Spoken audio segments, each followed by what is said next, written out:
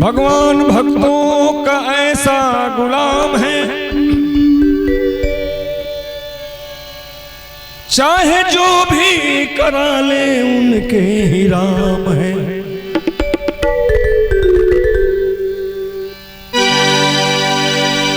भगवान भगत के वश में आके, भगवान भगत के वश में आके, जे जहाँ बोलावे वहाँ आइले, जे जहाँ बोलावे वहाँ आइले। भगवान भगत के वश में आके, जे जहाँ बुलावे जे जहाँ बुलावे वहाँ आई।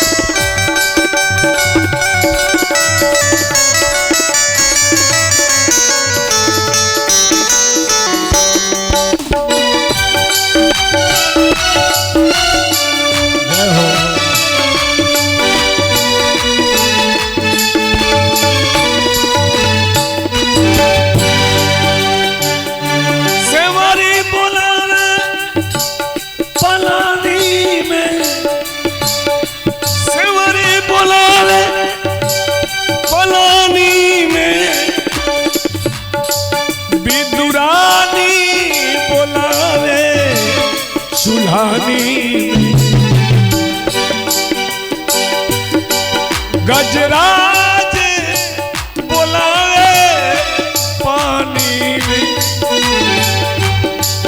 गजराज बुलावे पानी में, जे जहाँ बुलावे वहाँ आइले, जे जहाँ बुलावे वहाँ आइले, जे जहाँ बुलावे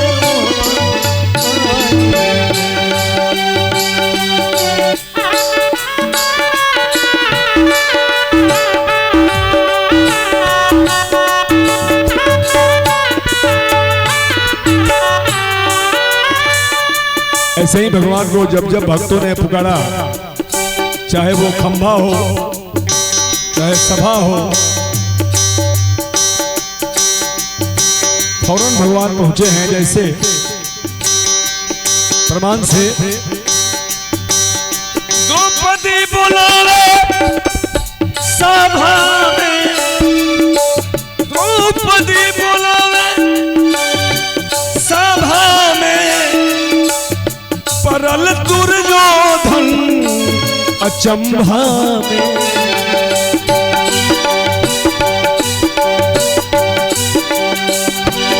और प्रहलाद जी बुलावे,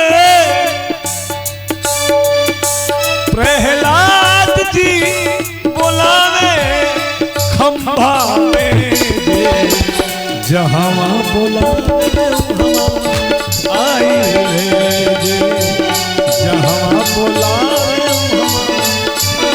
आइले, जे जहाँ बुलावे आइले।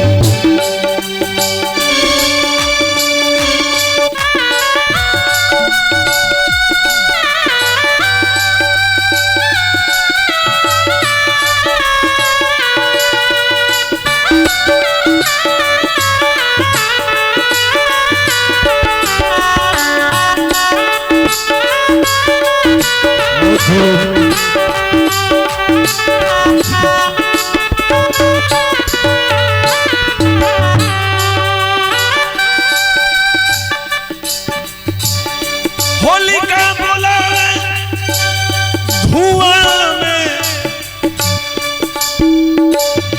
होलिका बुलावे धुआं में, धर्मराज बुलावे जुआ में।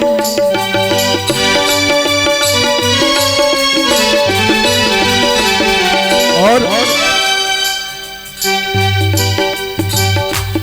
सूरदास जी बुलावे,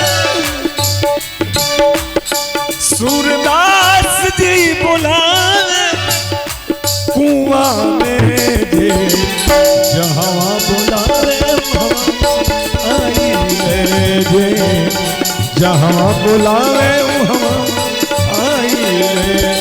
भगवान भगत के वश में आके, भगवान भगत के वश में आके जे, जहाँ बुलावे